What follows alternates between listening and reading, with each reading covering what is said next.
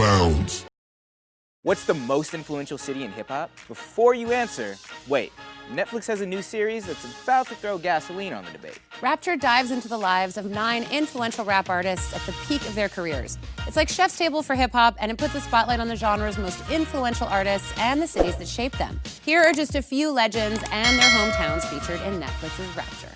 The series takes us to Queensbridge, which isn't just the birthplace of some of hip-hop's greatest artists like Roxanne Shante, Marley Marl, and Mobb Deep, but it's also an iconic venue where hip-hop culture evolved and grew into a global phenomenon. One of this project's biggest stars is Nas, and Rapture gives us an unprecedented, intimate view into the life of hip-hop mogul as we've never seen him before. Like when Nas's brother Jungle tells us the story of how he saved him from a particularly emotional and intriguing predicament. I was gonna supply these dudes, and my fucking brother called me. I took the drugs like, fuck it, I'm gonna just meet him. He just want me to run around the city. He books a flight. We going to Atlanta. We jump right in that car. We are on our way to an airport. I got a shitload of stuff in my pockets. So now I'm looking out the window like, I have to drop this shit. Nas went from the rough streets of Queensbridge to mega stardom, but he never forgets his roots, and in Rapture, we get a first-hand look at how Nas uses his powerful position in hip-hop to launch the career of next-generation talent and Queensbridge native, Dave East. I see similarities with me and Dave because he comes from the curb, you know, and he's like, I think he's the next biggest rap artist in the world. Rapture takes us through Queens before landing on another mecca of hip-hop, the ATL.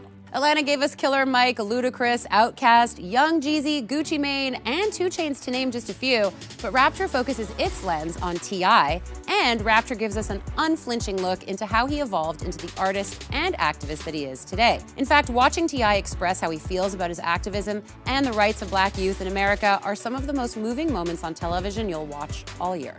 I'm looking for another opportunity to do better, do more. I'm speaking for the people in the community because if somebody don't speak up, our liberties and way of life will no longer exist. Regardless of if you can change anything or do anything about it or not. It's intimate clips like these that show us how Rapture takes a behind-the-scenes view into the lesser-known sides of some of our favorite hip-hop legends, like legends who hail from O-Town. Born and bred in Oakland, California, G-Eazy cites his hometown as a major source of sonic inspiration. Like Queensbridge, Oakland has long enjoyed a thriving music scene that spawned iconic acts such as Tupac, Too Short, E40, and Del the Funky Homo Sapien. Oakland may be a fundamental part of G-Eazy's roots, but his sound has taken him all over the world, and in Rapture, we get to follow him along his first trip to South America for an epic, larger-than-life concert tour. Hip-hop is like transcends. Music is the universal language. But G-Eazy never stops, working around the clock to bring his music to his fans all over the world, and the pace is grueling and breakneck. Whether it's massive stadium shows, intensely fast-paced fan meet and greets, or hour after hour recording in the studio, Rapture lets us ride shotgun for one of rap's biggest influencers and stars.